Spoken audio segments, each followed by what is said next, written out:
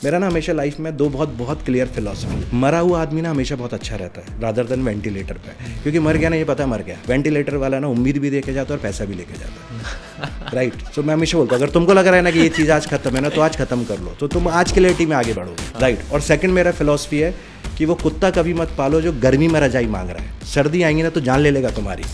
सो हमेशा अपना प्लान ना उस हिसाब से बनाओ। EFC का क्या स्केल होगा revenues profit? Last year March में अचीव किया है हम लोगों ने 27-28 करोड़ और 63 करोड़ के करीब का हमारा पैट था। अब एंड दोनों कंपनीज का मार्केट कैप कितना होगा? EFC कुछ 2500 के ऊपर है, 2500 करोड़ के ऊपर है, और आई थिंक TCC भी 1500 करोड़ के ऊपर है। Like what would be your personal net worth then? Public में तो मुझे लगता है 1000 करोड़ के ऊपर है। लाइफ में बहुत अप एंड डाउन देखे, पैसे होते थे, पैसे नहीं होते थे, कोविड आया, उससे पहले इन्वेस्टर के पास जाते थे, वहाँ पे रिजेक्शन थे। तो मुझे आज भी याद है कि 2015-16 में बॉम्बे से जब लौट रहा था तो मैं बहुत परेशान हो गया। तो मैंने उसको बोला, मैंने कहा यार भाई एक काम करते हैं, आज के बाद किसी बात पैसा मांगने नहीं, अब कम से कम 100-150 करोड़ का धंधा खड़ा करेंगे और उसके बाद ही अभी कहीं जाएंगे। तो first round of money only you raised it from public? मैं हमेशा बोलता हूँ ना, प्रमोटर को in terms of their vision dictator होना चाहिए। How much money is too much money for you?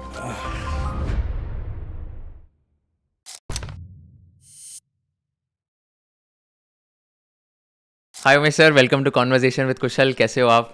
अच्छा हूँ कुशल भाई, आप कैसे हैं? एकदम एकदम बढ़िया। Thank you so much for accepting the invitation. बहुत मज़ा आएगा आपसे बात करके। एंड पहले तो लाइक आपके कंपनीज़ के बारे में बता दो जिनको आपके बारे में पता नहीं है, and what is the scale of the companies as well. तो कुशल, कंपनी का नाम है EFC India limited. So we have two companies, one is EFC India limited and second is TCC concept limited. So EFC India limited is a company जो है वो real estate as a service company है, मतलब उसमें multiple business है। हम coworking भी चलाते हैं, हम मैनेज ऑफिस भी ऑपरेट करते हैं, हम डिज़ाइन एंड बिल्ड भी करते हैं और हम फर्नीचर मैन्युफैक्चरिंग भी करते हैं। सो दैट ये जो real estate as a service का जो पूरा, जैसे बोलते हैं ना सॉफ्टवेयर एज ए सर्विस, वैसे हम लोग इस टर्म्स को बोलते हैं real estate as a service. तो हम ये पूरा का पूरा इकोसिस्टम को कवर करते हैं। सेकंड कंपनी है हमारे TCC, वो इक्विपमेंट रेंटल पे है प्रिसाइजली, एंड हम लोग सॉफ्टवेयर है उसमें कुछ रियल एस्टेट के जो मशीन लर्निंग बेस्ड है वो है, एंड हम लोग इसमें थोड़ा सा बड़ा कुछ करने की कोशिश कर रहे हैं in digital infrastructure, data center. So वो एक प्रोजेक्ट है जो हमारा स्टार्ट हो रहा है, और हम अभी हिंजेवाड़ी में 5 मेगावाट टोटल लोड कैपेसिटी का डेटा सेंटर बना रहे हैं। एंड वहाँ पे भी हमारा विज़न है, शायद हम उसको भी data center as a industry या एज ए सर्विस ग्रो कराएं, बिकॉज अपनी ने खराब आदत है, हमको बैकवर्ड और फॉरवर्ड इंटीग्रेशन बहुत जमता है। तो हम वहाँ पे सिर्फ data center as a operator या कोलो फैसिलिटी, मतलब कोलो मतलब जहाँ पे आप अपना सर्वर ला के देते हो। सो अगर मैं उसको मेरी लैंग्वेज में बोलूँ, मैं EFC में इंसानों को जगह किराए पे देता हूँ और यहाँ पे मैं मशीनों को जगह किराए पे देता हूँ। सो फ़र्क इतना ही है। तो उस बिजनेस को भी हम थोड़ा बड़ा करने का कोशिश कर रहे हैं। Got it. तो EFC का क्या स्केल होगा revenues profit? Last year March में जो हम लोगों ने अचीव किया है, हम लोगों ने 428 या 427-28 करोड़, मुझे प्रिसाइज नंबर थोड़ा सा कंफ्यूज हो, उतना हमने अचीव किया और 63 करोड़ के करीब का हमारा पैट था। Got it. So on quarter growth है, एंड इंडस्ट्री अच्छा कर रही है, इंडिया स्टोरी अच्छा कर रहा है। Got it. एंड दोनों कंपनीज का मार्केट कैप कितना होगा? EFC कुछ 2500 के ऊपर है, 2500 करोड़ के ऊपर है, और आई थिंक TCC भी 1500 करोड़ के ऊपर है, स्टार्टिंग है। तो सब मिला लूँ तो मैं $500 बिलियन के ऊपर का ग्रुप है। Got it, that's amazing. तो like what would be your personal net worth then? Public में है जो पब्लिक में तो मुझे लगता है 1000 करोड़ के ऊपर। Got it. तो let's understand the journey behind this entire building two companies worth 4000 crore as well. मैंने आपके बारे में पढ़ा है कि आपने 18 साल की उम्र में बिजनेसेस शुरू किए थे। UPS इन्वर्टर्स आपने चालू किए थे, लाइक उसका business, and then you sold it in 2010। तो कैसा रहा वो वाला जर्नी, एंड उससे आपने क्या सीखा था? तो बेसिकली क्या था ना, एकेडमिक अपना बहुत फटा हुआ था, मेरी लैंग्वेज में बहुत ख़राब था। तो वो गवर्नमेंट की जो स्कीम होती है ना, वो 6 नंबर 7 नंबर ग्रेस वाली, वैसे मैं हर बार पास हुआ हूँ। 10th में वैसे ही पास हुआ हूँ, 12th में एक बार फेल हुआ, दूसरी बार पास हुआ। इतना तो बहुत जल्दी समझ में आ गया था कि अगर इससे मेरा कुछ भला नहीं होगा ना तो भाई कुछ करना पड़ेगा। तो उससे क्या हुआ कि हम लोगों ने, मैं जब 12th में था तब हमने UPS मैन्युफैक्चरिंग का लिया। दिल्ली से हम लोग जो PCB मंगाते थे, वो फुल लोडेड होते थे, फिर ऐसे में बैटरी को लगा के हम UPS बना के बेचते थे। वेल्किन इलेक्ट्रोमैकेनिकल नाम से कंपनी था उस समय।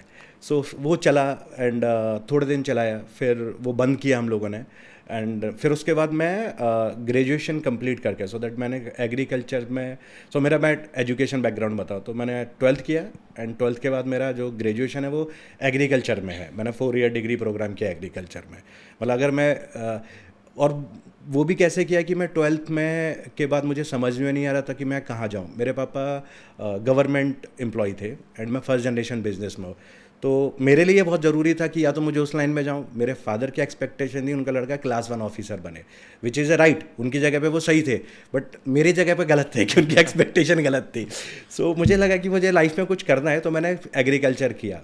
उसमें मैं आपको एक इंटरेस्टिंग किस्सा सुनाता हूँ। मेरा लास्ट ईयर का ना प्रैक्टिकल था। 4th ईयर में हम लोगों को प्रैक्टिकल मिलते हैं कि आपको क्या करना है। तो एग्रोनॉमी हमारा एक सब्जेक्ट था जहाँ पे आपके पास कुछ सीड्स आते हैं और उसका आपको जर्मिनेशन रिपोर्ट निकालना पड़ता है। सो मेरे पास कुफरी, जो पोटैटो रिसर्च इंस्टीट्यूट है कुफरी में, वहाँ से मेरे पास हमारे टीचर ने मुझे बोला, यार उमेश ये सीड है और तुम इसको जर्मिनेशन रिपोर्ट निकालना। तो मेरे इधर जो ऑफ कॉलेज का एक बंदा था जो पूरा गार्डन वार्डन दिखता, तो उसको बोला, मैंने कहा ये रख और थोड़े पैसे ले, मेरा फार्म बहुत अच्छे से बना देना और ये तो उसको सीड को डाल देना। उसने कर दिया भाई। क्या हुआ, एक थोड़े दिनों बाद मेरे टीचर ने बोला, एंड त्रिपाठी जी करके कुछ थे, एंड उन्होंने मुझे बोला कि चलो उमेश तुम्हारे ना आज फार्म का इंस्पेक्शन कर दो, नंबर दे देते। तो मेरे बगल में मेरा एक दोस्त था, उसका भी फार्म था और मेरा भी फार्म था। हमको छोटा छोटा एक लैंड मिला होगा 5-5 हज़ार स्क्वायर फीट का, उससे भी आई थिंक छोटा। तो मेरे में ना इतने इतने साइज़ के पेड़ हो गए थे। और तो मुझसे उसने पूछा, उमेश क्या लग रहा है? मैंने कहा सर मुझे लग रहा है थोड़ा सा टाइम लगेगा। बोलते क्यों लग रहा है? मैंने कहा अभी तक आलू आए नहीं है। तो मुझे मेरे 4th ईयर तक ये नहीं पता था कि आलू ज़मीन में उगते या ऊपर आते हैं। क्यों? बिकॉज मुझे लगा बगल वाले के पेड़ में भिंडी लटक रही है। तो मुझे लगा मेरे भी आलू वैसे ही आएंगे, तो अपने को पता नहीं था। ऐसे तो मैंने ग्रेजुएशन कंप्लीट किया, तो मेरे टीचर ने बोला, मैं तुझे पासिंग मार दूंगा क्योंकि तू आज तो अपना करियर खराब कर रहा है, कल तू देश का करेगा। सो पास किया मैंने, आ गया। फिर पूना, फिर मुझे लगा कि मेरे फादर को लगा कि इसके बाद तुम सर्विसेज की तैयारी कर लो। तो मुझे लगा अगर फादर के पास रहूँगा तो थोड़ा सा अपने लिए क्रिटिकल हो जाएगी सिचुएशन। तो मैं पूना आ गया MBA करने। MBA किया एंड 2006 सेड बैच है मेरा, मैं किया। फर्स्ट सेमेस्टर में मैं मेरे फर्स्ट सेमेस्टर था तो रैगिंग नहीं, इंट्रोडक्शन बोल सकते हो, सीनियर से इंट्रोडक्शन हुआ। तो पूना में उस समय सुबह 7 बजे बुलाते थे और शाम को 7 बजे छोड़ते थे। कौन से यूनिवर्सिटी से थे? पूना में IMT करके एक कॉलेज था, मैंने वहाँ से लिया। तो वो मॉर्निंग में 7-7:30 बजे क्लास स्टार्ट होती है और शाम को 7-7:30 बजे तक। अपने को वो सिस्टम समझ में नहीं आया। मैंने कहा यार ये थोड़ा सा ना डिफ़िकल्ट जा रहा है अपने को। सो मैंने एक जब इंट्रोडक्शन हो रहा था डिनर के टाइम पे सीनियर से, तो मैंने उनको पूछा, मैंने कहा सर एक बात बताओ। उन्होंने मेरा इंट्रोडक्शन ले लिया। मैंने एक क्वेश्चन पूछा, मैंने कहा आपको लगता है MBA में कोई फेल हुआ आज तक? अपने को वही टेंशन थी, फेल तो नहीं हो जाएंगे? तो बोलते यार मैंने कभी देखा नहीं आज तक किसी को फेल होते हुए। तो मैंने कहा भाई फिर हम होंगे नहीं फेल। तो MBA में आए एंड 3-4 महीने निकले एंड मेरा एक दोस्त था बचपन का, वो पूना में ही था, तो मैं उसके फ्लैट पे उससे मिलने जाता रहता था। तो वहाँ पे ना मुझे मेरा को-फाउंडर मिला अभिषेक, वो नौकरी ढूंढ रहा है। MCA कंप्लीट करने के बाद वो पूना आया और मैं पढ़ने आया था। सो उसको मिला मैं, तो मैंने उसको बोला क्या कर रहा है भाई? तो बोलते यार नौकरी कर रहा हूँ, मिल रही नहीं, उसको कोई दे नहीं रहा था जॉब।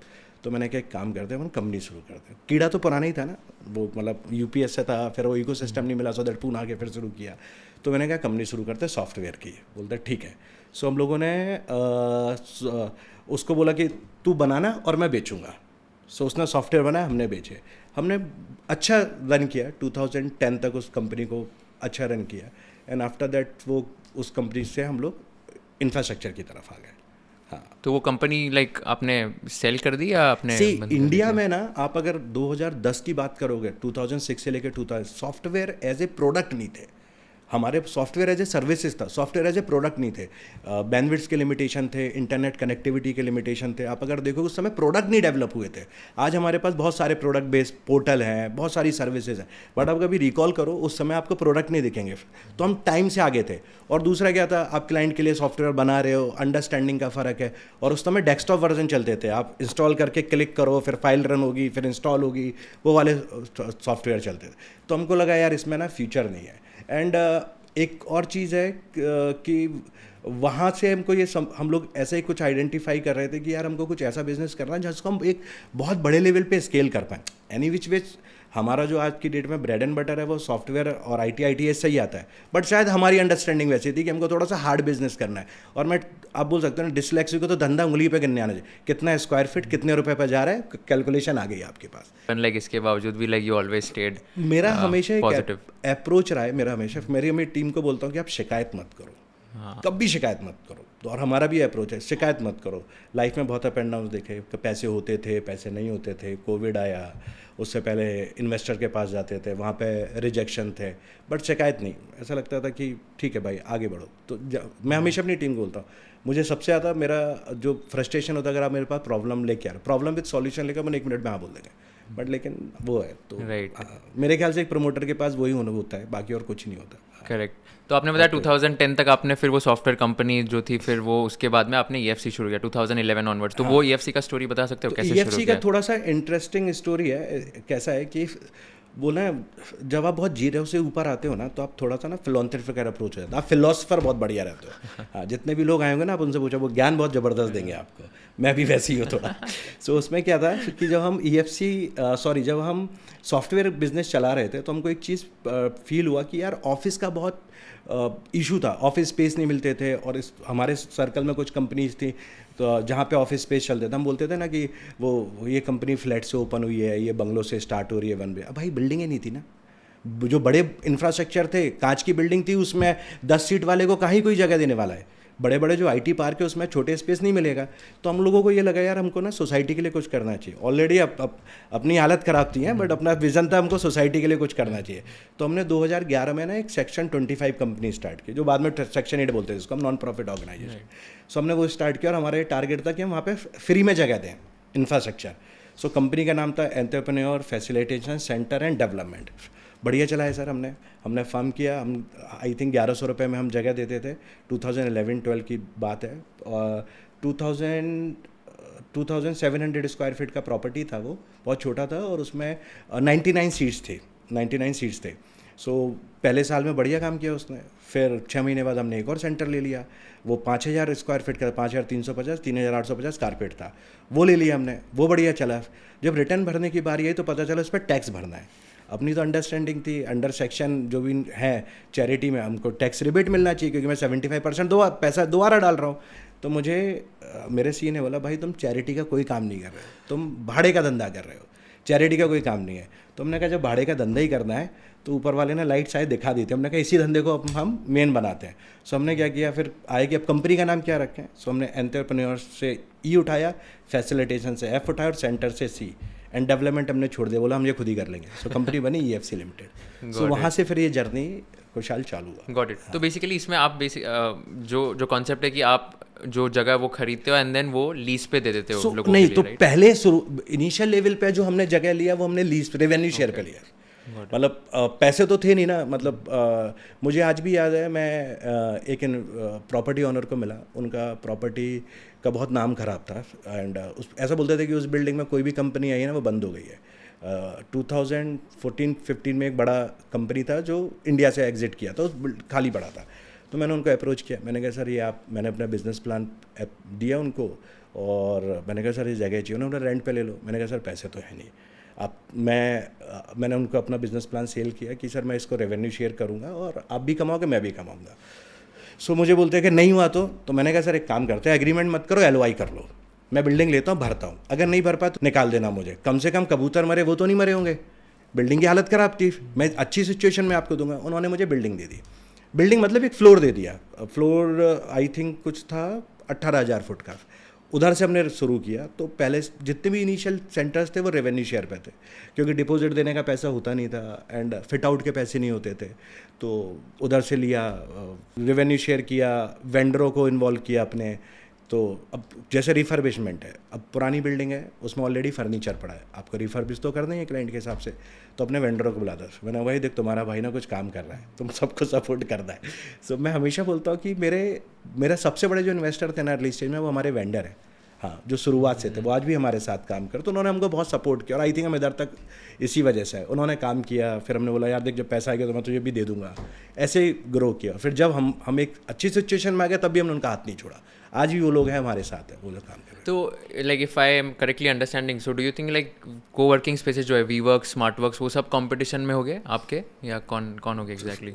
आप बोल सकते हो हम लोग सेम बिजनेस में हैं एंड अब बहुत थिन डिफरेंस है, तो अब मैं बोल सकता हूँ कि हाँ कंपटीशन में भी हो सकते हैं, बट मुझे नहीं लगता कि है। रीज़न इसकी सबका अपना एक मार्केट प्लेस होता है जहाँ पे आप अपना प्रोडक्ट बेचते हो। टेक एग्जांपल, मैं मतलब नाम नहीं लूँगा, बट आप समझो कि एक बहुत प्रीमियम रिटेल स्टोर है, राइट, और एक ऐसा भी रिटेल स्टोर है जो बहुत ज़्यादा चलता है, ठीक है।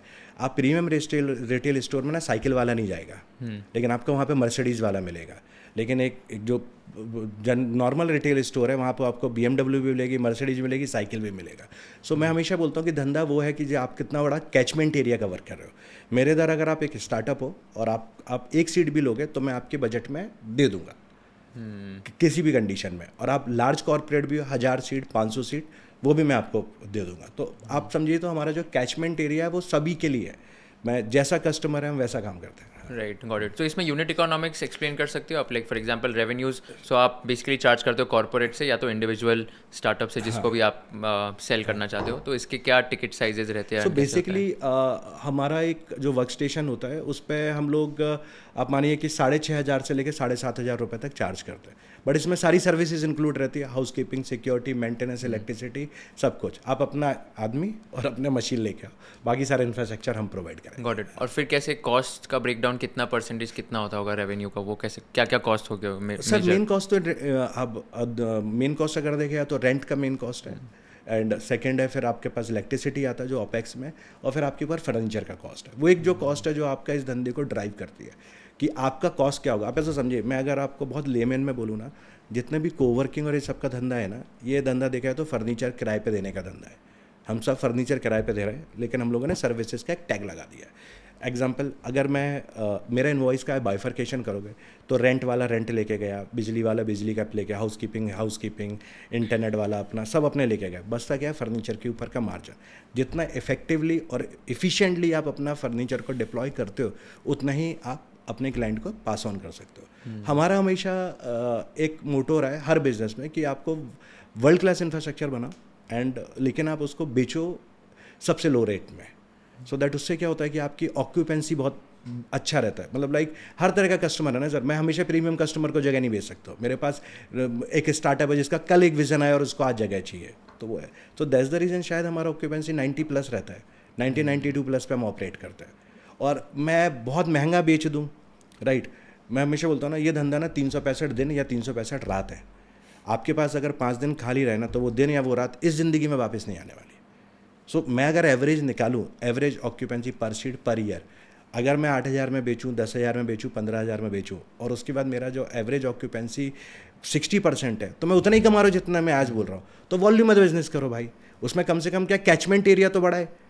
एक स्टार्टअप आपके पास है वो बड़ा हो गया, आपने अच्छा सर्विस दिया तो आपके पास रुकेगा, तो वो फ़र्क है। कैचमेंट एरिया क्या होता है एग्जैक्टली? कैचमेंट इट मीन्स कि आप किस किस कैटेगरी को, मैं स्टार्टअप को भी कवर कर रहा हूँ, मैं मिड साइज़ कंपनी को भी कवर कर रहा हूँ, हम मैन्युफैक्चरिंग को कवर कर रहे हैं, हम BPO को कवर कर रहे हैं, हम डेवलपमेंट कंपनी को। तो आप अगर देखोगे तो हर वैरायटी का कस्टमर है। स्टार्टअप होगा उसके लिए रियल एस्टेट हमेशा कॉस्ट है, वो ज़्यादातर पैसा R&D या रिसर्च में लगाना चाहेगा, या प्रोडक्ट डेवलपमेंट में लगाना चाहेगा, या सेल्स में लगाना चाहेगा। रियल एस्टेट तो एक है, बट रियल एस्टेट भी इंपॉर्टेंट है आज की डेट में। सभी को चाहिए भाई बहुत अच्छा जगह होना चाहिए, अच्छी लोकेशन होनी चाहिए, रीचेबल होना चाहिए। कोविड के बाद तो बहुत इंपॉर्टेंट हो गया वर्क प्लेस में।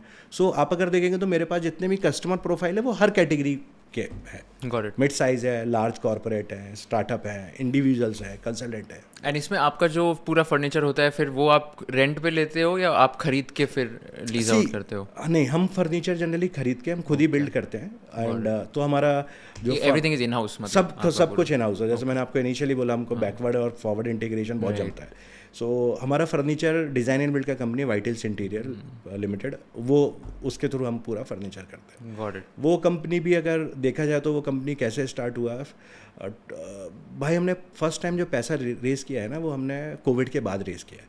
बिफोर दैट हमने ना या तो लोन लिया है या हमने किसी के साथ एक अंडरस्टैंडिंग किया है, लेट्स सपोज कुशाल भाई है, आपको ने बोला कि उमेश, मैं आपको आइडिया पिच किया और मैंने बोला कि यार कुशाल भाई मुझे ना बिज़नेस के लिए पैसा चाहिए।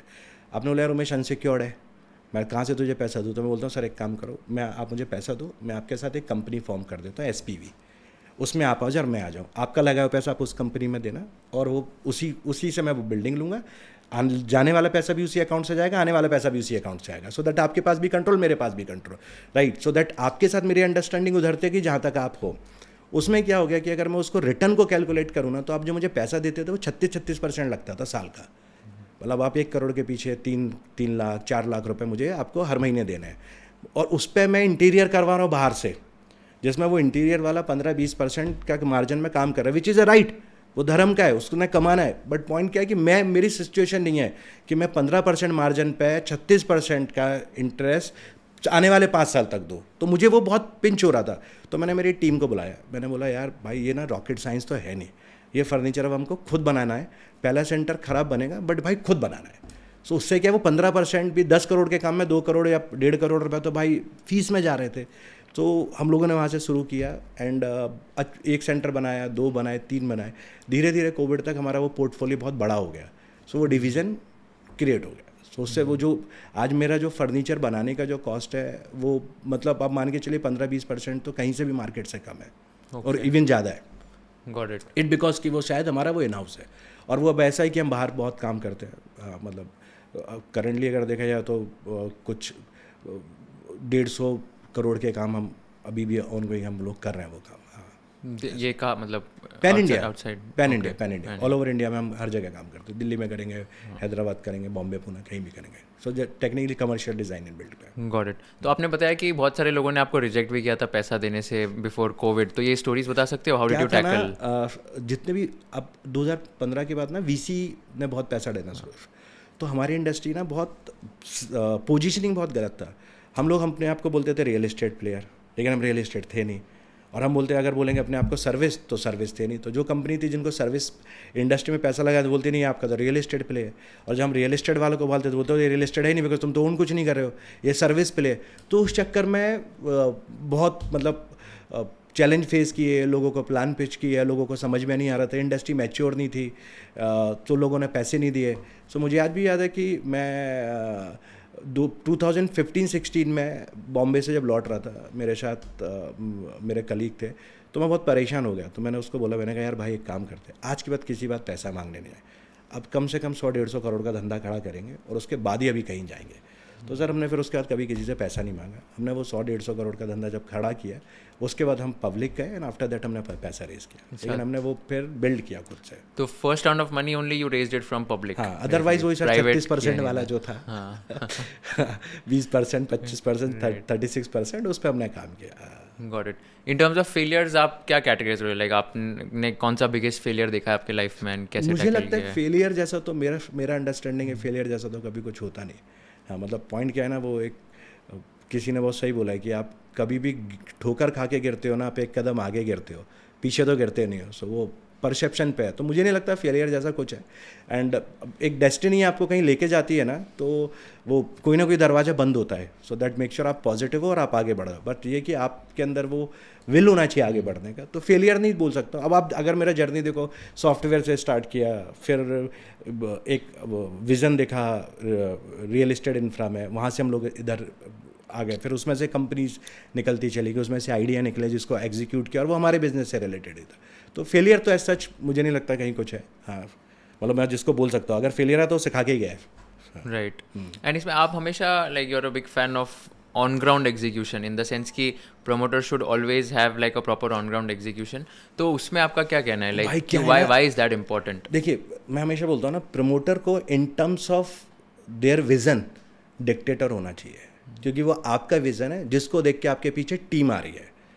आप किसी और के विजन को देख के नहीं आ रहे हो, आपकी टीम आ रही है, आपने विजन किया, आपके पीछे पूरा लाइन लगा के ट्रेन के डिब्बे की तरह टीम खड़ी हुई है। तो वहाँ पे ना आपको डिक्टेटर होना ही चाहिए कि ये मेरा विजन है, मुझे ये करना है, क्योंकि end of the day failure की रिस्पॉन्सिबिलिटी आपकी है, सक्सेस सबकी है और होनी भी चाहिए, बट फेलियर आपकी है। तो अगर फेलियर आपका है ना सर, तो आपने डिक्टेटर होना ही चाहिए वहाँ पे। आप अपना विज़न खुद अलाइन करो और अपने विज़न पे बोलो, और जब आप विज़न पे है ना, तो आपको फिर हर चीज़ आपको पता होना चाहिए। मैं हमेशा बोलता हूँ कि मैं अगर मेरे इधर सिक्योरिटी गार्ड नहीं है तो तो मैं बैठ के सिक्योरिटी कर सकता हूँ, मैं मेरे ऑफिस उसको साफ भी कर सकता हूँ, और मैं बढ़िया सेल्स में बात करके बेच भी सकता हूँ। बात करने से पता चलो सेल्समैन है। और मैं हमेशा बोलता हूँ प्रमोटर ने बेस्ट सेल्समैन होना चाहिए, बाकी सारी चीज़ें भाई तरीके से हो जाती है।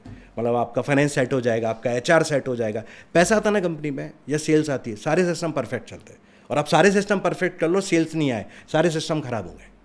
सो मैं हमेशा बोलता हूँ कि प्रमोटर ने मतलब एंड टू एंड समझना चाहिए, क्योंकि प्रमोटर ही एक जो इनोवेशन निकाल पाता है। अगर मुझे आज के दिन में एक एक आइटम नहीं पता है, मेरे बन कितने रहे हमारा है, बिल्डिंग क्या है, बिल्डिंग की इफिशिएंसी क्या है, तो मैं शायद ना चीज़ों को मैनेज नहीं कर पाऊँगा। मैं एक एग्जांपल देता हूँ, 2016-17 में हम एक बिग कॉरपोरेट को, इंडिया का टॉप कॉरपोरेट है, हम उनको पिच कर रहे थे कि आप हमारे इधर मैनेज ऑफिस में जगह ले लो, और उस समय तक वो लोग थे नहीं। तो मैंने उनको पिच किया CFO साहब को, मैंने उनको बोला सर ये ऐसा ऐसा जगह दे रहे हैं और आपको मैं मैनेज सर्विस दूंगा। तो उन्होंने मुझे बोला कि ठीक है, यंग लड़का है, इसको एक अपॉर्चुनिटी देते हैं। उन्होंने मुझसे पूरा वर्किंग लिया। मैंने उनको बोला मैं सर 5,850 में आपको जगह दे दूंगा। उनको पूरा मैं सेटअप डालना था 1000 सीट का। जब बिडिंग हुआ तो मैं सर L3 पे था, मतलब L1 L2 L3, मतलब मैं उस समय मेरा जो प्रपोज़ल था वो मुझसे आगे 2 लोग थे जो और बढ़िया प्रपोज़ल था। मैं सर के पास गया, मैंने कहा सर एक हेल्प करो, आप मुझे बताओ कि आपको क्या नंबर चाहिए, लेकिन मुझे बिज़नेस चाहिए, ये मेरे ग्रोथ के लिए बहुत इंपॉर्टेंट है। उन्होंने बोला यार उमेश ना 1,20,00,000 का फ़र्क आ रहा है, अगर तू वो मैचअप कर देगा तो तू कॉन्ट्रैक्ट ले जाएगा। तो मैंने क्या किया सर, मेरा महीने का बिलिंग ना 50 से 60 लाख रुपए था। मैंने हर महीने उनको एक दिन फ्री दिया, 60 महीने का कॉन्ट्रैक्ट था, और बोला सर कॉन्ट्रैक्ट के एंड में 2 महीने आप ले लेना मुझसे। सो टेक्निकली अगर देखा तो मैं 1,20,00,000 रुपए का डिस्काउंट दिया एंड में। क्लाइंट आज तक है, आज 7वां-8वां साल चल रहा है, क्लाइंट आज तक है। लेकिन पॉइंट क्या, उस वो चीज़ थी कि जो विन कर गया। तो मेरे पार्टनर ने पूछा अभी उस समय कहाँ से पैसा लाएंगे। मैंने कहा देख, अगर हम 5 साल बाद भी सिचुएशन में रहना कि हम उसका 1.5-2 करोड़ रुपए नहीं दे पाए तो हम गलत धंधे में फिर सो मतलब हमको इतना बड़ा करना है कि वो चीज़ पिंच ना करे उस समय पे। तो सर और वो क्यों आया, बिकॉज एक एक चीज़ आपको अंडरस्टैंड था, आपने क्विक आपको वहाँ पे आपने उसको कुक किया उसको कि किस हिसाब से आपको लेके जाना है। तो do you believe that extreme delegation is not a good trait of a promoter, or how do you balance that? Delegation मुझे लगता है देना चाहिए, अदरवाइज बिना उसके नहीं है। बट लेकिन जैसे मैंने बोला ना कि आप अपने विजन के लिए और आपके एग्जीक्यूशन में आपको पता हो। सो प्रमोटर का काम क्या है कि राइट पर्सन राइट जगह पे जाए, और एट द सेम टाइम ये देखे कि वो आपके विजन को अलाइन होकर काम करे। आप अगर आपने किसी को रखा है, लेट्स सपोज मैंने आपको बोला कि सर आप मेरे डेटा सेंटर बिजनेस में आप एक ये चीज़ एग्जीक्यूशन देख लो, तो मेक श्योर कि आप उसको बहुत इफेक्टिवली देख रहे हो। Like eight the same time मुझे मॉनिटर करना है कि सारी चीज़ें सही जा रही हैं क्या, सारी चीज़ें सही हो रही है क्या, वो तो चीज़ मुझे देखनी पड़ेगी। मैं मेरे विजन को एग्जीक्यूट करने के लिए मेरी टीम को अलाइन कर सकता हूँ, but at the same top up आपको तो मॉनिटर करना ही पड़ेगा। एंड आपने बताया promoter should be a good salesman, like every startup founder should be a good salesman, be it convincing investors, employees, startup founders, मतलब उनको सेल्स आना चाहिए। How did you master the art of sales, and कैसे किसी को अगर sales सीखना है तो कैसे सीख सकते हैं? सर सेल्स में मेरे हिसाब से कुछ चीज़ें बहुत ज़रूरी है रीजंस कि आपके नंबर्स पे कमांड होना चाहिए। मैं डिसलेक्सिक हूँ, लेकिन मैं नंबर्स मतलब आपको आपका धंधा समझना चाहिए, और हमेशा क्लाइंट की रिक्वायरमेंट को अंडरस्टैंड करो। जैसे हम कभी ना नहीं बोलते हैं, ये नहीं है कि मैंने क्लाइंट ने अगर हमसे टॉप ऑफ दैट मतलब मैंने आपको कोई जगह दी और आपने मुझसे कोई चीज़ मांगा तो हम जनरली ना नहीं बोलेंगे। चीज़ें बड़ी होती हैं, कभी कभी ऐसा हो सकता है कि हमारे पास राइट वे में राइट टाइम पे वो चीज़ नहीं आई, क्लाइंट को तकलीफ हुई, बट इंटरेस्ट में ये है कि प्रमोटर के पास अंडरस्टैंडिंग होना चाहिए उसके धंधे का, एंड इंडस्ट्री का अंडरस्टैंडिंग होना चाहिए। और सबसे ज़्यादा मेरा एक चीज़ बोलना, अगर आपको अपना प्रोडक्ट बेचना है ना, आप ना अपने कॉम्पिटिटर को देखो, ना आप अपने पड़ोसी को देखो कि वो कौन क्या बेच रहा है, कैसे बेच रहा है। आप सिर्फ ये देखो कि आप क्या प्रोडक्ट मार्केट में बेचने की कोशिश कर रहे हो। आप क्लाइंट को बेचने जाओगे ना, कभी नहीं बिकेगा। आप उसको सॉल्यूशन देने जाओगे ना, तो आपके पास सॉल्यूशन दोगे तो क्लाइंट आपको 4 कदम आके पैसा भी देके जाएगा। है आप अपनी बात को कम्युनिकेट कैसे करते हो। सेल्स मतलब ये नहीं कि आप बेचते कैसे हो, सेल्स मतलब आप अपनी बात को कम्युनिकेट कैसे करते हो। और मैं हमेशा बोलता हूँ कि आप जितने ज़्यादा सच्चे रहोगे इन terms of your dream vision, अपनी टीम के साथ, अपनी कंपनी के साथ ना, तो सर वो दिल से निकलता है, वो फिर वो प्रोडक्ट बिकता है। और EFC के जर्नी में लाइक अभी आपने जैसे बताया 427 करोड़ का रेवेन्यू आपने बताया लास्ट फाइनेंशियल ईयर का। इसमें लास्ट 14 ईयर्स में आपको क्या लगता है कि टर्निंग पॉइंट क्या था कि इसके बाद आपको लगा बस अभी like I have made it, और मतलब वो यूरेका मोमेंट आ गया? अभी तक नहीं लगा, अभी भी हम लोग बहुत छोटे हैं, बहुत छोटे अभी। ओके, तो आपको कब लगेगा कि जब एकदम यूरेका मोमेंट आ गया? पता नहीं, जिस दिन शायद कुछ फील होगा। मुझे लगता है कि प्रमोटर को कभी वो फील आना ही नहीं चाहिए, वो उस दिन रिलैक्स हो जाएगा। वो बोलते हैं ना कि वो कहानी कहावत है ना वो कि मंजिल पे पहुंचने में कोई मज़ा नहीं है, रास्तों में मज़ा है। तो वो मैं कहानी है वो, तो मैं उस पर बहुत बिलीव करता हूँ कि आप चलते चले जाओ एंड आगे बढ़ो, मतलब और आप लकी हो कि आपको गॉड ने चुना है। मतलब मैं बोलता हूँ ना कि अगर आप ऑफिस आ रहे हो और आप काम कर रहे हो और आपके पास काम है और आप कुछ बहुत बड़ा बिल्ड कर रहे हो, आप जैसे हमारा कंपनी लिस्टेड है तो मुझे खुशी होती है कि मेरे इन्वेस्टर्स ने वेल्थ बिल्ड किया है, हमारे वेंडरों ने काम मिला है, हम लकी हैं कि हम लोग एक काम कर रहे हैं और हम इकोसिस्टम क्रिएट कर रहे हैं। अगर मैं डायरेक्ट इनडायरेक्ट में बात करूँ तो अगर मैं वेंडर एम्प्लॉयज़ ये बात करूँ तो कुछ भी नहीं, तो हम आप मान के चलिए हम 2000+ फैमिलीज़ हैं जिनको हम साथ में लेके चल रहे हैं, जिसमें हमारे वेंडर्स हैं, हमारे हाउसकीपिंग की टीम है, हमारा सिक्योरिटी स्टाफ है, मेरी टीम है, सप्लायर्स हैं, तो ये हम पूरा ही इकोसिस्टम। सो एक अच्छा फील होता है कि हम कंट्रीब्यूट कर रहे हैं कंट्री की ग्रोथ में, कंट्रीब्यूट कर रहे हैं एम्प्लॉयमेंट में, तो वो एक है। How big is the team? 1000 के ऊपर लोग हैं, गॉट इट, ऑन रोल और ऑफ रोल दोनों मिला के। Got it. कोविड के टाइम आप like you were like only one of the players who were paying the dues to the landlords on time, how were you able to manage I that? Think वहाँ पे हमारा एक vision काम कर गया कि हमको ये पता था कि हमारा जो बिजनेस मॉडल है वो ना मैनेज ऑफिस में होना चाहिए, मतलब लार्ज कॉर्पोरेट होने चाहिए और बड़ा अमाउंट होना चाहिए लोगों का, मतलब बड़ा amount in terms of seating, 100 seat 50 seat पे। उसमें क्या हुआ, जब कोविड आया तो क्लाइंटों ने अपने एग्रीमेंट को ऑनर किया, लेकिन एट द सेम टाइम हमारी भी रिस्पॉन्सिबिलिटी थी कि मैं उनको कंफर्ट फील कराऊँ। तो हम लोगों ने कंफर्ट कैसे फील कराया सर, हमने हमारा ऑफिस स्टार्ट कर लिया था 10 दिन बाद, हमारा कोटी में आता था बिकॉज हम लोग क्रिटिकल सर्विसेज में थे, तो हम लोग आ सकते थे। सो हम लोगों को एक चीज़ समझ में आया कि अगर मुझे क्लाइंट्स को आज अपने पास रखना है तो मुझे उनको कंफर्ट देना पड़ेगा। तो सर हमारे अगर हमको लैंडलॉर्ड ने रेंट का वेवर दिया, हमने हमारे क्लाइंट को पास ऑन किया। इलेक्ट्रिसिटी बिल पे जो वेवर आ रहे थे वो हमने पास ऑन किए, वाटर पे आ रहे थे, जितनी भी चीज़ों पे वेवर थे, जो मेरा अगर आप देखा जाए तो मेरा जो भी कॉस्ट था वो हमने, आप रेंटल का समझ लो 30-35% हमने हमारे क्लाइंटों को पास ऑन कर दिया था। तो उससे क्या हुआ, क्लाइंट को भी समझ में आ रहा था कि यार ये लोग बहुत जेन्युइन काम कर रहे हैं, और हमने हमारे लोगों को भी एक्सप्लेन किया कि आप कॉन्फिडेंटली बोलो सर आप बताओ, हमको भी हमारे ऑपरेशन चलाने, तो हमारा इतना था कि हमारे लोग, हमारी बिल्डिंग्स ये रहे, तो हम वो पूरा इकोसिस्टम में हम लोग बहुत ज़्यादा ट्रांसपेरेंट रहे उस समय और निकल गए। और आई थिंक सर हमने 1 इंच भी जगह नहीं छोड़ा था खुशहाल, मतलब बहुत से लोगों ने छोड़ा कि जगह हैंड ओवर कर दो, बिल्डिंगें छोड़ दो, नहीं, हम लोगों ने 1-1 इंच मेंटेन किया और हमने उसके बाद ग्रो भी किया, फिर वही क्लाइंट हमारे साथ आगे ग्रो भी किया। राइट, टीसीसी का आइडिया कैसे आया एंड कब से शुरू किया आपने ये प्रोजेक्ट? सो टीसीसी बोलते हैं ना कि करियर तो आईटी से शुरू किया था और आगे रियल एस्टेट में, तो पुराना उस समय भी हम लोगों के प्रोडक्ट थे वो टाइम से अहेड थे, बहुत आगे के थे।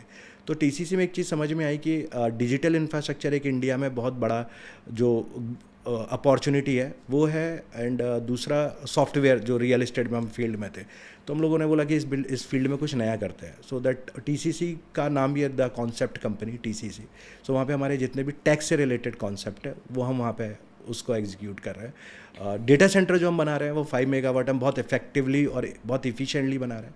अब मान के चलिए कि हमारा डेटा सेंटर का जो कॉस्ट है वो 15 से 20 के बीच में ही होगा। 15 से 20 वॉट करोड़ पर मेगावाट, मतलब इंडस्ट्री में अगर देखा तो 30 के ऊपर जा रहा है, 15 से 20 है।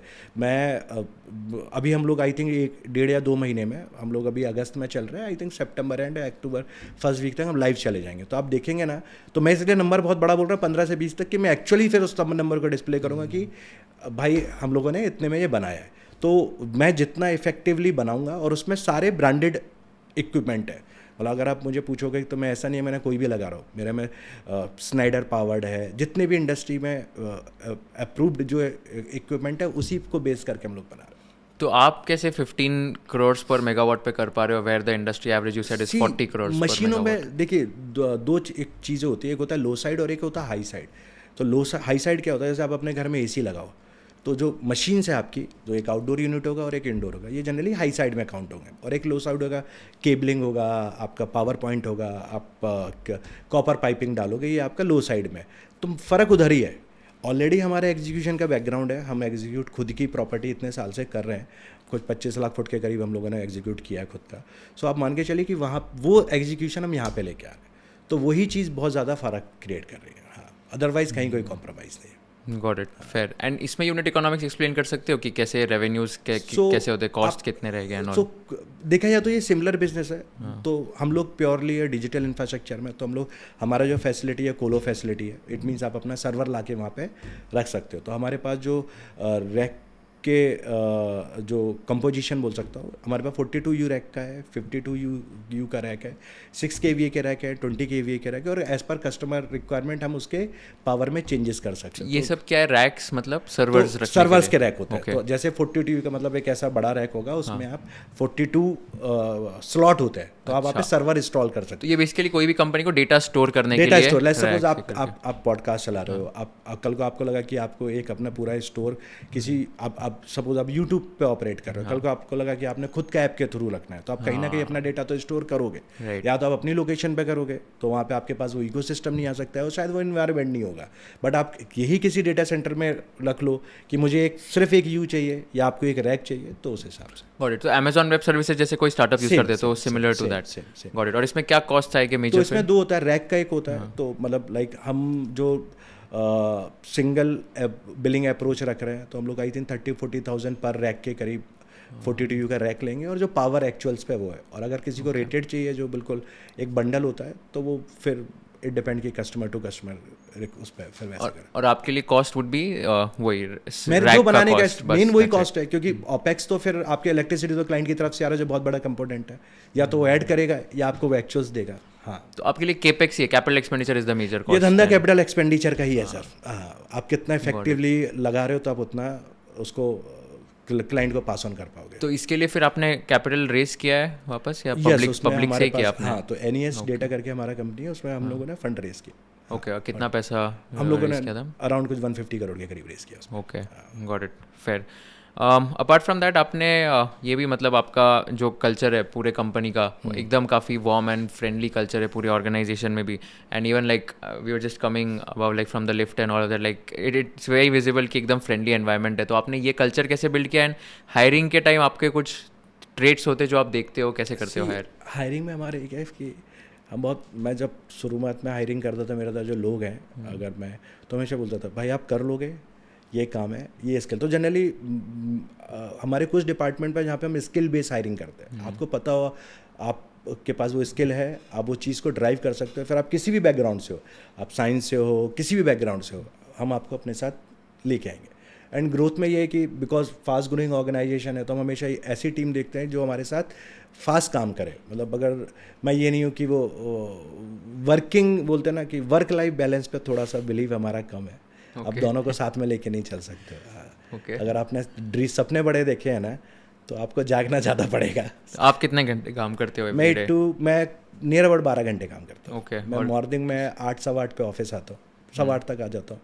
एंड मैं मेरे घर 8-8:30 को जाता हूँ, 6 days a week, 12 hour. Got it. तो आपके लिए 72 आवर्स वर्क वीक हो गया. हाँ, शायद. यू बीट मिस्टर नारायण मूर्ति. नहीं, वैसा नहीं सर, उस डिबेट में जाना नहीं है. बट पॉइंट क्या है कि काम अपना है तो धंधा अपना है. तो अगर आप ग्रो नहीं करोगे तो एक्सक्यूज़ भी आप ही को देने पड़ेंगे. सो दैट वो है, आप कर सकते हो तो आप करो. नहीं, मतलब ऐसा नहीं है कि आप 72 घंटे काम करोगे तो ही आप ग्रो कर पाओगे. आपको लगता है अगर 5 घंटे में भी काम करके कर सकते हो, आप बड़ा कर लो. बट मुझे लगता है कि मेरी कैपेसिटी है कि मैं 72 घंटे करूँगा, तभी शायद मैं बड़ा हो पाऊँगा. ये मेरा फिलॉसफी है. How has your relationship with money changed over time, especially given the fact that you come from very humble beginnings? आपने जब फर्स्ट मनी सक्सेस टेस्ट किया तब क्या रिएक्शन था, कैसा था? पैसा खर्च करने की ना कभी आदत नहीं रही. तो जब पैसा भी आया ना, तो अभी टेंशन होता था कि इसको खर्च नहीं करना है. कंपनी वैसी चलानी है जैसी पहले चलाए, कि 1-1 रुपये अगर खर्च हुआ ना, तो उसकी आंसरेबिलिटी होनी चाहिए और वो दर्द होना चाहिए कि 1 रुपये बचा क्यों नहीं. तो आज भी हमारा अप्रोच वही है कि पैसा आया, एंड ऑफ द डे वो एक रिस्पॉन्सिबिलिटी के साथ आता है. आप अगर आज इक्विटी रेस करते हो या कोई भी पैसा है, आप डेट लेते हो, वो एक रिस्पॉन्सिबिलिटी के साथ आता है. तो मुझे लगता है कि आप और ज़्यादा रिस्पॉन्सिबली उस पैसे को खर्च करना चाहिए. और मैं हमेशा मेरी टीम से मैं चलता हूँ, भाई टैलेंट ये है बनाने में नहीं है, बहुत कम पैसे में बहुत अच्छा बनाने में. आप क्या वैल्यू ऐड कर रहे हो, सो दैट आप वो कोशिश करो. जगह हमेशा ही रहती है, इम्प्रूवमेंट का स्कोप हमेशा. आप ऐसा कभी नहीं होगा कि आपका इम्प्रूवमेंट का स्कोप खत्म हो जाएगा. हाँ, तो और मैं हमेशा बोलता हूँ कि चीज़ें आज आइडेंटिफाई कर लो कि ये चीज़ आगे फ्यूचर में प्रॉब्लम करने वाली है. अगर प्रॉब्लम करने वाली है तो आज ख़त्म करो. मेरा ना हमेशा लाइफ में दो बहुत क्लियर फिलॉसफी है. मैं हमेशा बोलता हूँ ना कि मरा हुआ आदमी ना हमेशा बहुत अच्छा रहता है. रादर देन वेंटिलेटर पे। मतलब मैं इसको मेरी ख्वाहिशों से बात करता हूँ कि मरी हुई ख्वाहिशें बहुत अच्छी होती है रादर देन वेंटिलेटर पे, क्योंकि मर गया ना ये पता मर गया। वेंटिलेटर वाला ना उम्मीद भी लेके जाता है और पैसा भी लेके जाता है, राइट। सो मैं हमेशा बोलता हूँ अगर तुमको लग रहा है ना कि ये चीज़ आज खत्म है ना, तो आज खत्म कर लो, तो तुम आज के लिए टीम में आगे बढ़ोगे, राइट। और सेकंड मेरा फिलॉसफी है कि वो कुत्ता कभी मत पालो जो गर्मी में रजाई मांग रहा है, सर्दी आएंगी ना तो जान ले लेगा तुम्हारी। सो हमेशा अपना प्लान ना उस हिसाब से बनाओ कि भाई किस हिसाब से आपको आइडेंटिफाई हो रहा है ये प्रॉब्लम करेगी, आज खत्म कर लो भाई इसको। पैसा दे के काम हो रहा है आज कर लो, अब कट करके हो रहा है नुकसान ले लो, लेकिन आज उसको खत्म करो, बिकॉज आज आगे नहीं आनी है, आज कट किया आप आगे बढ़े, क्योंकि आपका रास्ता बहुत लंबा है। काफ़ी सही फिलोसॉफी है ये, यही है और कुछ है नहीं। मैं भी अप्लाई करूँगा मेरे लाइफ में, बट काफ़ी सही था ये। बट एक बात बताओ, जब जैसे आपने कब first time money success test की, and if you don't mind me asking, तो क्या अमाउंट था कि आपने ऐसे बोला कि वाह अभी तो मतलब हाँ मतलब मैंने first time money success test कर लिया लाइफ में? हम जब मैंने पहला पैसा जब रेज किया वो भाई 7 करोड़ रुपए था। कभी था ये अभी आने वाले 3-4 साल पहले। अच्छा। हाँ 7 करोड़ रुपया था।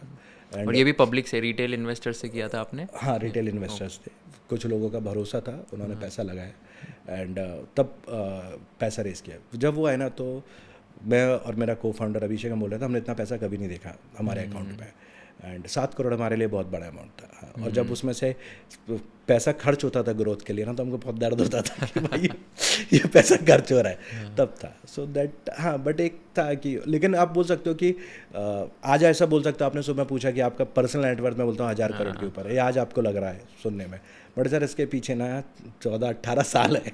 हम घिस के इधर आए हुए, बहुत घिसे हम लोग। आपका आपने बताया एजुकेशन बैकग्राउंड, आपने एमबीए किया आईएमटी कॉलेज से, पुणे से।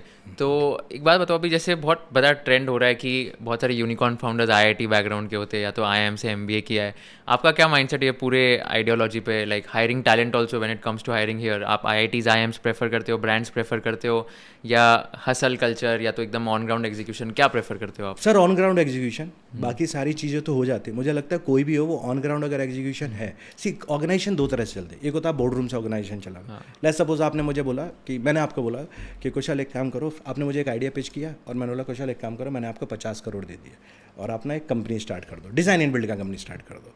आपने एक को फाउंडर लिया और को फाउंडर को बोला यार अब इसको बड़ा करते हैं। आपने एक चीफ डिज़ाइन ऑफिसर ले लिया, आपने किसी इंडस्ट्री से उठाया, वो ऐसे आपने अपनी पूरी टीम खड़ी कर ली। तो आप क्या कर रहे हो, आपने लीडरशिप तो बहुत बड़ा खड़ा कर लिया, राइट। मैं इनिशियल लेवल की बात कर रहा हूँ, ये लीडरशिप बहुत ज़रूरी है, बट आपने लीडरशिप तो बहुत खड़ा कर लिया और आपने ओवरहेड बढ़ा लिए, बट आप एग्जीक्यूशन तो आप लोगों से ही करा रहे हो। अगर आपको खुद ग्राउंड पे उतर के नहीं पता एज ए प्रमोटर कि दर्द क्या है, किस हिसाब से बनता है, आप क्लाइंट के साथ बात करते टाइम वो कॉन्फिडेंट फील नहीं कर पाओगे। नहीं सर वो मैंने बारिश के टाइम पे मैं पेंट लगा रहा था, बट बिकॉज ह्यूमिडिटी थी तो वो पेंट सूख नहीं रहा है, मुझे हेलोजन लगा के बोलता है ना, लाइट लगा के मुझे सुखाना पड़ रहा है। ये सारी चीज़ें कब पता चलेंगी, जब आप ग्राउंड पे उतरोगे। सो मुझे ऐसा लगता है कि अगर आप फास्ट फेज पे हो और तो वहाँ पे ना आपके पास ऐसे लोग होने चाहिए जो एग्जीक्यूशन में परफेक्ट हो। रीज़न बताता हूँ, ऑर्गेनाइजेशन में एक ऑर्बिटल सिस्टम होता है। ऑर्बिटल, मैं आज छोटे ऑर्बिटल में हूँ, मैंने एक विज़न देखा, फिर मैं चेंज कर रहा हूँ बड़े ऑर्बिटल में। तो ग्रोइंग ऑर्गेनाइजेशन में जो विज़न है ना, वो 3 महीने से ज़्यादा नहीं टिकता। आप आज टीम के साथ एक फिलॉसफी बनाओगे, आज हम ये टीम है, मेरे पास 50 लोग होने चाहिए, 100 लोग होने चाहिए। थोड़े दिन बाद आप बोलते हो दोस्त यार ये ऑफिस तो छोटा पड़ रहा है, हमने HR टीम ली थी इतनी के लिए, ये काम नहीं कर पा रही है बिकॉज हायरिंग इतनी ज़्यादा आ रही है। फिर आप फाइनेंस वाले बोल रहे हैं कि सर सिस्टम बनाया तो सिस्टम तो टूट रहा है। बिकॉज आप एज ए प्रमोटर जब सेल्स करते हो तो आप ये नहीं बोलते ना, आप पहले सेल कर देते हो, फिर बोलते हो पीछे से हम समझते रहो भाई इसको क्या करता है, मैं तो बेच के आया बिकॉज मुझे बेचना है। तो मैं हमेशा बोलता हूँ कि वो आपके पास हैंड्स ऑन एग्जीक्यूशन वाले एटलीस्ट लोग होने चाहिए, और एक बहुत बड़े लेवल तक ऑर्गेनाइजेशन पहुँचा तो डेफिनेटली सर फिर तो आपको ये कि आपका सिस्टम, आप नुकसान ना करो, कुछ कमा के नहीं दे रहे हो तो ठीक है, नुकसान भी मत करो, आप उसको सिस्टम को मेंटेन करो। There are like a lot of entrepreneurs who are role models for everyone, like globally Elon Musk is one of them. India में भी काफ़ी सारे, Gautam Adani etc. Who has been your role model and who do you follow? Sorry मतलब मैं थोड़ा सा weird sound करूँगा, but मैं उस थ्योरी पे बिलीव नहीं है मेरा। Okay. मैं हमेशा बोलता हूँ कि जब आपको कुछ पाने और खोने का गम बंद हो जाएगा ना, आप सक्सेस कर ले जाओगे, क्योंकि फेलियर का एहसास नहीं होगा और पाने की खुशी नहीं होगी। तो वो तब हो सकता है कि आपको एक रोल मॉडल भी नहीं होता, आप बिकॉज आप चलते चले जा रहे हो। मैं बोलता हूँ ना कि आप किसी रास्ते पर जा रहे हो, बहुत तेज़ बारिश आई तो आपने किसी पेड़ के नीचे रुक गए, राइट। बहुत तेज़ हवा आई तो सर झुका के चल लिए। ये है जर्नी है सर, आप चलते चले जाओ, मेरा हमेशा मानना है, बट आप चलते चले जाओ, हाँ रुको मत, आप चलते चले जाओगे ना तो आप उस रास्ते तक पहुंच जाओगे। तो मैं इसलिए वो थोड़ा सा मैं वो जो है ना कि वो किसी से इंस्पायर होना ये नहीं आता है। मैं हमेशा मेरी टीम को बोलता हूँ कि जगह जगह गड्ढा खोदने से कुछ नहीं होगा, एक जगह खड़े होकर शिद्दत से फूंक मारोगे ना तो छेद हो जाएगा, बट मेक श्योर कि आप एक जगह खड़े होकर फूंक मारते रहो। तो मेरा भी वही है भाई, 18 साल लगे यहाँ तक आने में जो मैं ये बातें आपसे कर पा रहा हूँ, अदरवाइज तो नहीं कर पाता ना। मतलब मैं बदल देता, नहीं नहीं भाई ये आज नहीं हो रहा, इसको छोड़ देते, इसको वो करते, ऐसा नहीं है। आप हर फील्ड में हर चीज़ में सक्सेस कर सकते हो, बट मेक श्योर कि आप कितना इफेक्टिवली उस पर काम करो और कितनी शिद्दत से काम कर रहे हो। हर चीज़ में लोगों ने बड़े बने, मतलब ऐसा नहीं कि आप बड़े नहीं बने हो। राइट एंड इसमें मेंटोरशिप जो है मतलब मेरे हिसाब से थोड़ी ओवररेटेड लगती है। Like mentorship I you also trying to say कि मेंटोर्स होना मतलब ऐसे नेसेसरी नहीं है, यू कैन बिकम सक्सेसफुल। नहीं तो मेंटोरशिप में तो मेरा ऐसा बोलना है कि ये पर्सन टू पर्सन ड्राइव करता है कि आपको मेंटरशिप किसी चीज़ में चाहिए या नहीं चाहिए। एंड कब आज की डेट में तो बहुत सारे लोग अवेलेबल हैं, आपको एक्सेस है, बहुत सारे कैपिटल मार्केट में मिल जाएंगे, आपको बिज़नेस में मिल जाएंगे जो आपको गाइड करेंगे, एंड किसी ना किसी ने वो बिज़नेस किया है। बट मेरा एक ऐसा मानना है कि मेंटरशिप आप, मेरा ऐसा पर्सनली मानना है, आई थिंक मैं गलत ही हूँ, कि आप एक लिमिट तक ही लो। रीज़न क्या है कि अगर सामने वाले के लिए लग रहा है ये चीज़ नहीं हो सकती तो आपको ये मत मानो कि ये नहीं हो सकती। हो सकता है जैसे फिजिक्स के पुराने जो रूल बोलते थे, जितनी भी इनोवेशन हुई ना, आप ऐसा देखो कि ये बोलते थे नहीं हो सकता, फिर कोई आदमी ने इनोवेशन कर लिया। अगर उसमें बुक्स पढ़ी होती ना कि ये नहीं हो सकता तो वो कर ही नहीं रहा होता। तो मेंटरशिप बहुत ज़रूरी है, बट आप तब तक लो कि आपको एक विज़न मिले कि मुझे एक रास्ते तक जाना है, कुछ मुझे बॉम्बे जाना है, मुझे रास्ता नहीं पता, किसी ने बोला तो इस रास्ते पर जाएगा ना, चला जाएगा, बस मुझे उतना ही सुनना चाहिए कि उस रास्ते पर मैं रास्ते पर चला जाऊँ। मैं ज़्यादा इफ एंड बट में गया ना तो शायद मैं अटक जाऊँगा। तो मैं हमेशा बोलता हूँ कि प्रमोटर अपने विज़न को लेकर ना बहुत ज़्यादा स्टिक होना चाहिए। राइट।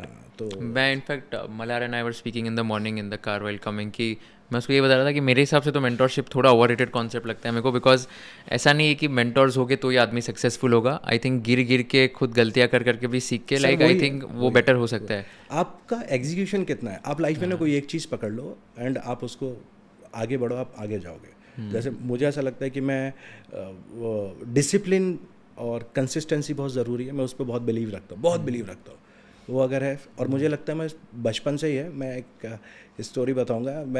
मुझे भी याद है, मैं 3rd स्टैंडर्ड में था एंड उस समय, अभी नहीं पता स्कूलों में, उस समय ना अटेंडेंस पे अवार्ड मिलता था, राइट। सो मैं कैसे तो अपना एकेडमिक तो खराब ही था, मैं कैसे तो पास हुआ, लेकिन मुझे ना अटेंडेंस का 100% अवार्ड मिला। तो अपने को ये चीज़ समझ में आ गई, एकेडमिक तो ठीक है खराब है, लेकिन अवार्ड इस पर भी मिलता है भाई। तो वो रियल लाइफ में समझ में आ गया कि भाई आप अगर एग्जीक्यूट कर रहे हो चीज़ों को तो आपको कहीं ना कहीं तो रिवॉर्ड मिलेगा। तो हाँ, मतलब actually that's a perfect example कि भले ही मतलब स्कूल तो जाते रहो, बस अटेंड करते रहो, एग्जीक्यूट करते रहो। What are your learning resources? आप कोई ऐसे पॉडकास्ट सुनते हो या तो बुक्स रीड करते हो या तो न्यूज़ लेटर्स वगैरह? What would be your learning resource? Books पढ़ता हूँ, नींद थोड़ा सा कम आता है बिकॉज थोड़ा कम सोता हूँ मैं। How many hours do you sleep?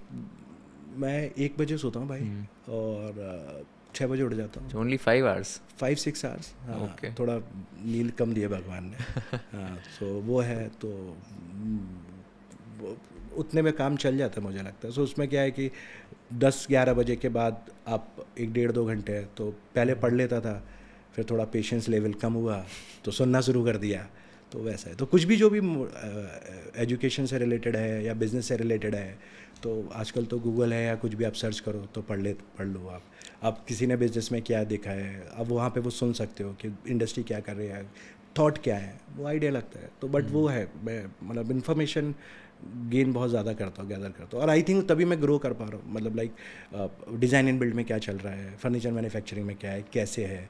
अगर आप पढ़ोगे नहीं तो आप अपनी टीम से आगे नहीं आ पाओगे। आप उनको गाइडेंस देना है, टीम भी आपको देगी, बट आप भी नहीं इसको ऐसा मत करो, ये टेक्नोलॉजी यूज़ करनी चाहिए, ऐसा नहीं हो रहा है।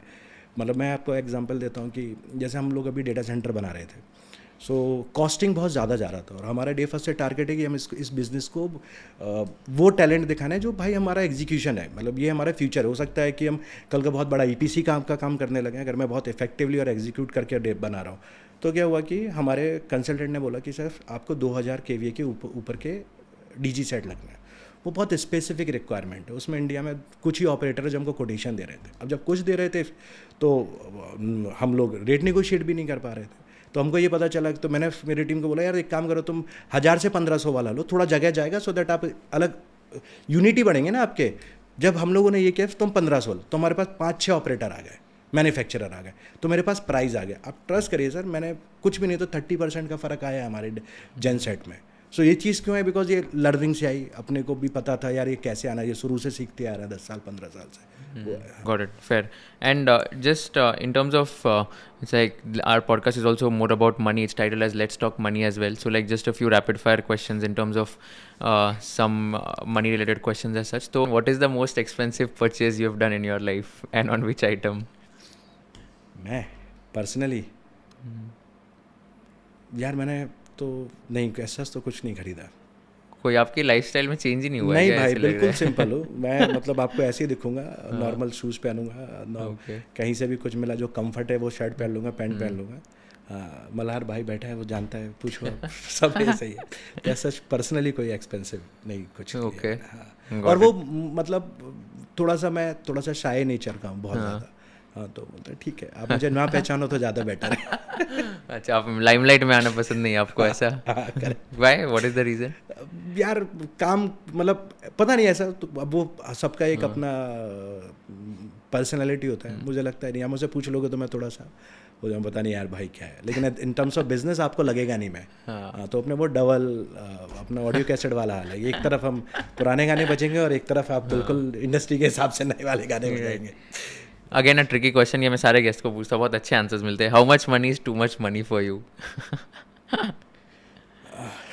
खर्च करते टाइम सोचना ना पड़े। वाओ, समझ रहे हो? या that's a very good answer. मतलब आई थिंक कि वही इंडिपेंडेंट, फाइनेंशियली इंडिपेंडेंट खर्च करते टाइम सोचना नहीं पड़े। Yep, that's a lovely one. And last question, if you were in the shoes of Kushal Lodha and if you were interviewing Mr. Umesh, what is one question you would like to ask him towards the end of the interview? कि ज़िंदगी में कहाँ जाना चाहते हो? Okay, तो ज़िंदगी में कहाँ जाना चाहते हो सर? सर मुझे ऐसा लगता है कि बहुत ईगोइस्टिक रिप्लाई है। मुझे ऐसा लगता है कि जब आप इस दुनिया से जाओ तो ऐसा लगे कि लोग बोलें कि एहसान किया था पैदा होके। मतलब आप कुछ है का, मतलब ये थोड़ा सा सेंटेंस अलग है, बट मेरा ऐसा बोलना है कि आप जब जाओ तो आपको कुछ लगे कि आप कुछ देखो। मेरा एक फ़िलॉसफी है, हमको अपनी लाइफ में ना मैं 2 चीज़ों को बहुत मानता हूँ, और मैं थोड़ा सा मेरा अप्रोच फ़िलॉसफिकल है। मैं 2 चीज़ों को बहुत मानता हूँ। जब आपको ये नहीं पता हो ना कि आप इस दुनिया में क्यों आए हो, और आपको ये नहीं पता हो कि आप इसके बाद इस दुनिया के बाद जाने वाले कहाँ हो, तो ये गेम है। आप जितना शिद्दत से खेलो ना उतना शिद्दत से खेल लो, क्योंकि आप ऊपर से देखोगे ना तो ये गेम है। तो मैं हमेशा मानता हूँ आप हमेशा रिस्क लो, जितना ज़्यादा एग्जीक्यूशन करना आप उतना करो। आप पहले हमेशा लॉयल रहो अपने ड्रीम को लेके, अपने विज़न को लेके। तो मैं हमेशा वो मानता, तो मैं आप अगर मुझे पूछोगे तो पहले मैं वो करना चाहता हूँ, और फिर तो सर ऊपर जाते टाइम सिविल रिकॉर्ड आता नहीं कि यहाँ पे क्या किया तो ऊपर जा रहे हैं, तो ये फ्रेश स्टार्ट है। तो मैं हमेशा बोलता हूँ कि आप बहुत ज़्यादा ध्यान रखो उन चीज़। बट आजकल आपको लगता है कि बहुत सारे लोग जॉब्स के लिए जा रहे हैं, मतलब रिस्क टेकिंग एबिलिटी कम हो गया है, एंटरप्रेन्योरशिप कम हो गई थोड़ी, ऐसे नहीं लगता सर, है? मुझे लगता है कि लोगों को कुछ करना है। हम लोग गलती क्या करते हैं, हम बोलते हैं हम पहले नौकरी कर लेंगे एंड 5 साल नौकरी कर लेंगे, हम सेविंग कर लेंगे, फिर वो कभी आता नहीं सर। आपने कभी जॉब ही नहीं की, आपने डायरेक्टली बिजनेस से ही शुरू किया? हाँ, बिकॉज सी काम कुछ करना था तो फिर शुरू कर लिया। अब नौकरी करके मुझे मतलब मैं क्या ही कर लेता, एकेडमिक तो उतना खास था नहीं। एंड उस समय तो मेरे ख्याल से 10 साल पहले तो नौकरी एकेडमिक वे में, अब तो स्किल बेस है, आपके पास टैलेंट है। हाँ, तो कभी नहीं किया, बिजनेस में आ गया मैं। हाँ, बट ऐसा एक रिसर्च भी है ना कि अगर 35 के बाद अगर आप स्टार्ट करते हो तो chances of being successful are much higher versus when you start before 35। फिर ना आप में करेज बहुत होना चाहिए। आप बहुत लोगों को मिलना, वो बोलेंगे मेरे ऊपर EMI चल रही है, लोन की EMI चल रही है, मेरे पास फैमिली लाइबिलिटी है। आप कितने दिन तक धंधे में ना, बोलते हैं 100,000 की थ्योरी है, बिजनेस सेट करने में 100 दिन और धंधा सेट करने में 1000 दिन, ये आपको करने ही पड़ेंगे। उससे पहले आप अगर रिजल्ट की उम्मीद कर रहे हो तो आप गलत लाइन पे हो भाई। इससे अच्छा फिर आप नौकरी कर लो। वो 3 साल आप रुक पा रहे हो क्या?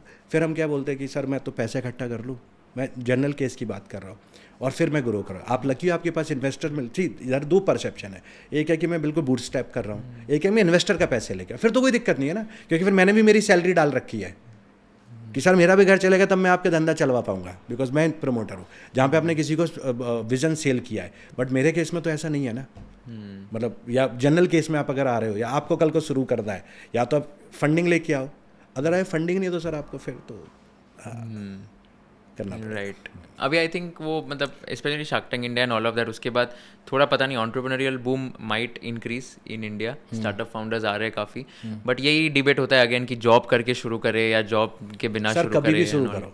हाँ, वो बोलते हैं वो मतलब ये बेस्ट आंसर है, आई एग्री। कभी भी आज आपको लग रहा है ना, आज आप छोड़ दो, बिकॉज सर स्टार्ट करने में कोई बेस्ट वो नहीं होता।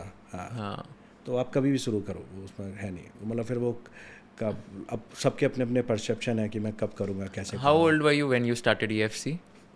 सर मैं 21 EFC मैं बिजनेस मैंने स्टार्ट किया, मैं 21-22 साल का था। अच्छा, okay. EFC तो वो जर्नी का पार्ट था, हमको एक टर्न मिला और हमने वो हाईवे ले लिया।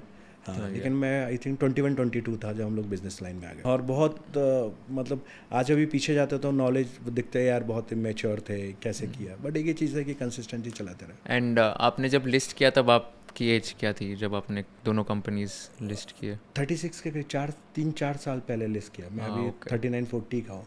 ओह वाओ, तो 36 की एज में 2 लिस्टेड कंपनीज चलाना, wow, that's a very big thing.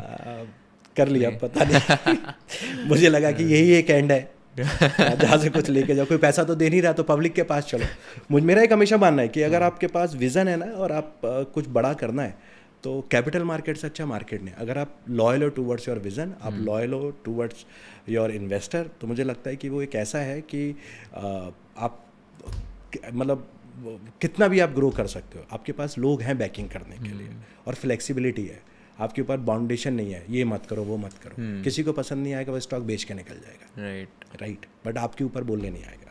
तो आपके अभी 2 लिस्टेड एंटिटीज है, 2 कभी तीसरी का भी प्लान है आपका फ्यूचर में? अभी देखते हैं सर, इनोवेशन है कुछ कि अगर कुछ रहा तो, बट ये है कि वो बिजनेस डेवलपमेंट का पार्ट है, हम ग्रो कराते चले जाएंगे चीज़ों। Right, got it. No perfect, thank you so much sir, बहुत मजा आया आपसे बात करके, and thank you for inspiring the entire audience. Wish you all the best, can't wait to see your third entity coming listed soon, but thank you so much once again. I hope you had a great time too. 100%, thank you भाई। Perfect, thank you. I hope आपको value मिली होगी ये video से। अगर आपको थोड़ी सी भी वैल्यू मिली होगी तो I request you to share this video with at least one friend you know, so that they also can get a lot of insights from this. And please let us know कि आपको कौन से part सबसे ज्यादा पसंद आए, आपको कौन से पार्ट बिल्कुल पसंद नहीं आए, एंड आपको कौन से टाइप के गेस्ट चाहिए, and what kind of questions you want us to ask all these guest, so that we give you the most possible value in the shortest amount of time. Thank you so much for watching this video. Do let us know in the comment section about the feedback for the same, and stay tuned for more episodes of Conversation with Kushal.